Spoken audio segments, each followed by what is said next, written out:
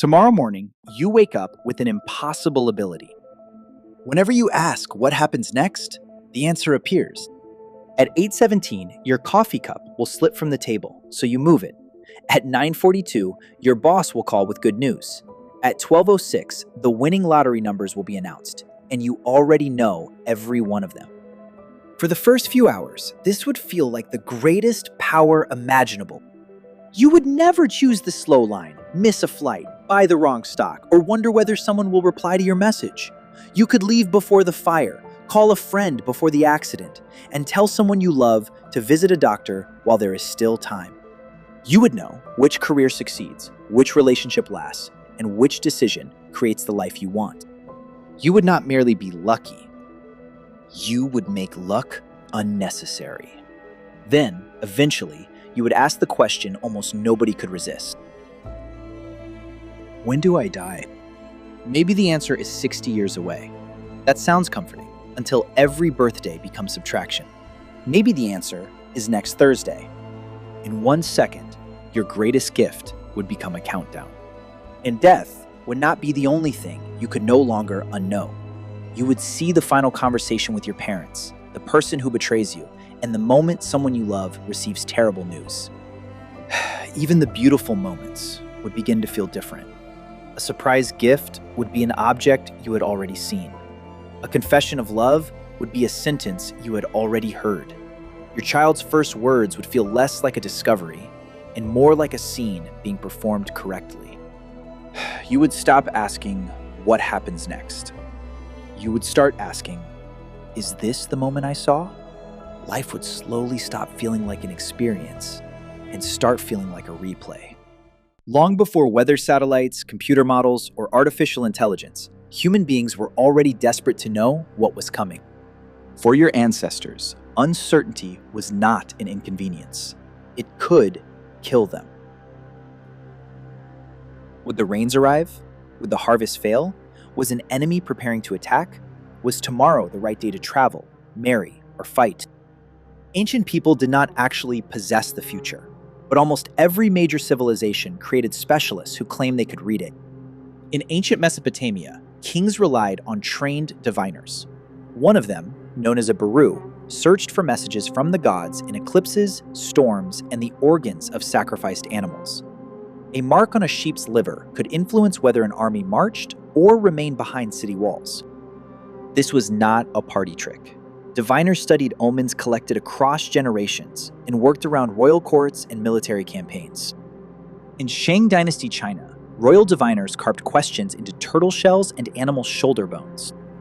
Will it rain? Will the harvest succeed? Should the king attack? The bone was heated until it cracked, and the pattern was interpreted as an answer from the ancestors. What now looks like a broken piece of bone once carried the weight of a kingdom's future. In ancient Greece, people traveled to Delphi to consult the Pythia, the priestess believed to speak for Apollo. Rulers asked about wars, colonists asked where to settle, and families asked about illness and difficult choices. One famous story tells of King Croesus, who wanted to know whether he should attack Persia. The oracle warned that if he went to war, a great empire would fall. Croesus heard exactly what he wanted to hear. He attacked. An empire did fall, his own. That is the genius of many prophecies. They can sound precise while leaving enough space for the listener to complete the meaning. Roman leaders watched the flight of birds. Other cultures followed stars, dreams, smoke, water, cards, bones, or people believed to stand closer to the gods. Kings, generals, farmers, and families listened. Because the person claiming to know the future offered something almost as valuable as accuracy: permission to decide. When nobody knew what to do, prophecy transformed fear into a direction. Ancient divination was not always a window into tomorrow. Often, it was a technology for making uncertainty feel manageable. Today, we like to believe we have replaced superstition with prediction. We no longer bring a sheep to the palace. We bring data to a server. Meteorologists combine satellites, sensors, physics, and computer simulations to estimate the path of a storm. Doctors estimate disease risk. Economists forecast inflation. Pollsters forecast elections. Algorithms predict what you will click, buy, watch, and possibly believe. The modern oracle does not sit inside a temple. It sits inside your phone. And yet our best forecasting systems do not reveal one certain future. They produce probabilities, a chance of rain, a higher disease risk, a likely market decline, or a possible election result. That difference matters because a prediction can change the event it is trying to predict. If a storm warning causes a city to evacuate, the predicted death toll may never happen. If doctors warn you about disease risk, you may change your behavior and prevent the outcome. If everyone hears that a product will become scarce, they may rush to buy it and create the shortage themselves. The moment a prediction reaches a human mind, it stops being only information. It becomes a cause. Your power would face the same problem. Imagine seeing that your relationship will end 8 years from now. Do you enjoy those 8 years? Or do you inspect every silence, every late arrival, and every disagreement for the beginning of the ending? Perhaps your suspicion creates distance, and the distance causes the breakup. You would never know whether you discovered the future or manufactured it. See enormous success, and you may stop working because it feels guaranteed. See failure, and you may surrender before the attempt that could have saved you. See yourself survive an accident, and you may take the risk that causes it. Knowing the future would not remove you from the story. Your knowledge would enter the story with you. That would matter because your brain is already built to predict. Your brain constantly uses past experience to anticipate what is about to arrive. Before you lift a cup, it estimates the weight. Before someone finishes a familiar sentence, it begins guessing the next word. As you walk, it predicts how your body will move. Prediction is one of the ways biology keeps you alive. But your brain also learns when reality differs from expectation. Among its many roles, dopamine helps signal the gap between rewards you predicted and rewards you received. Better, worse, or simply different. Those errors help you update, learn, and decide what to do next.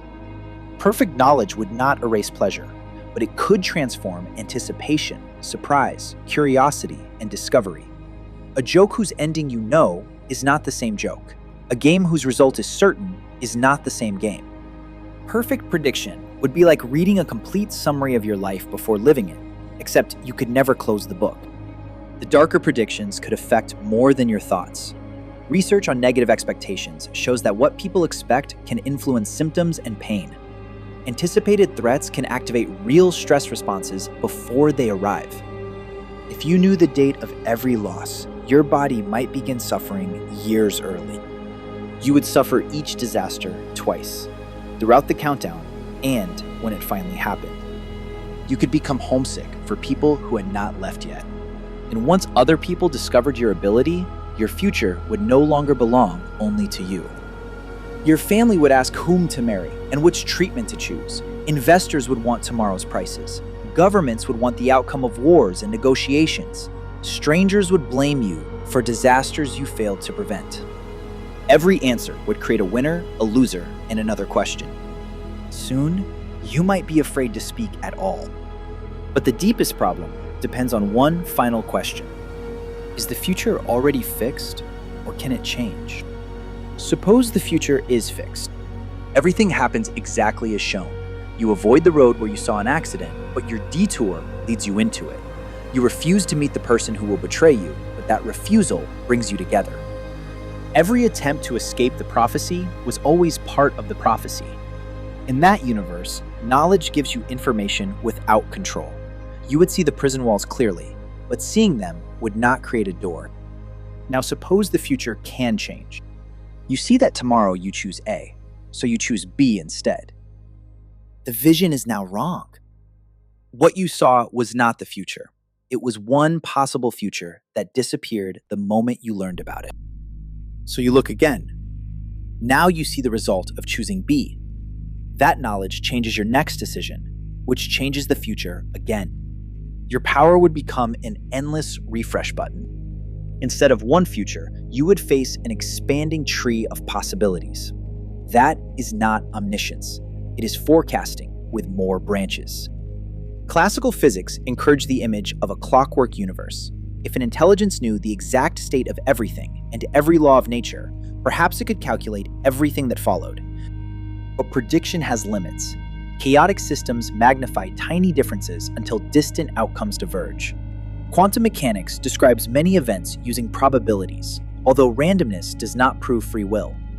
Relativity has inspired a block universe in which past, present, and future are parts of one space-time structure, but it offers no way to read tomorrow. Science has not delivered a simple verdict saying that your personal future is completely written or completely open. What it does reveal is that prediction and control are not the same thing. If the future cannot change, knowing it makes you a spectator. If the future can change, knowing it changes it, and the thing you knew disappears. The only useful future is an incomplete one. Enough knowledge to carry an umbrella, screen for disease, save money, avoid obvious danger, and make a wiser choice. Not enough knowledge to eliminate the choice itself.